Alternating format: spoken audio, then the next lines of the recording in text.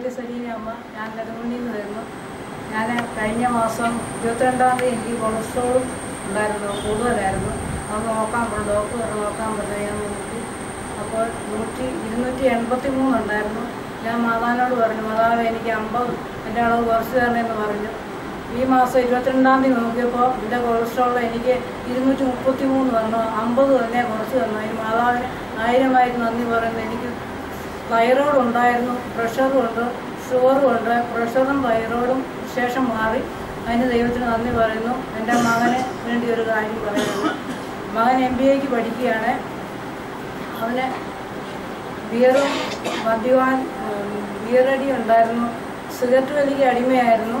അത് ഞാൻ മാതാവിനോട് സാക്ഷ്യം പറയാൻ പ്രാർത്ഥിച്ചതിൻ്റെ ഫലമായി അത് രണ്ടും അവൻ പൂർണ്ണമായിട്ട് ഉപേക്ഷിച്ചു. പിന്നെ അവനിപ്പോൾ MBAക്ക് ഒരു പ്രോജക്റ്റ് ചെയ്തുകൊണ്ടിരിക്കുകയാണ്. സോഫ്റ്റ്വെയർ പഠിച്ചു കഴിഞ്ഞ് അവനൊരു ജോലിക്ക് വേണ്ടി അപേക്ഷിക്കുകയാണ്.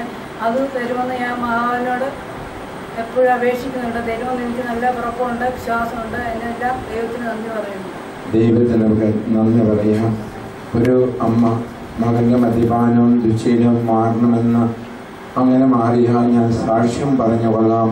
ദുശ്ശീലങ്ങൾക്ക് അടിമപ്പെട്ട എൻ്റെ മകൻ ആ ദുശ്ശീലത്തിന് വിടുതൽ പ്രാപിച്ച് ജീവിച്ചാൽ ഞാൻ സാക്ഷ്യം പറഞ്ഞു കൊള്ളാമെന്ന് പറഞ്ഞപ്പോൾ അത് സംഭവിച്ചുവെങ്കിൽ എൻ്റെ പ്രിയപ്പെട്ടവരെ, നമുക്കും ഇതൊരു സാക്ഷ്യമാണ്.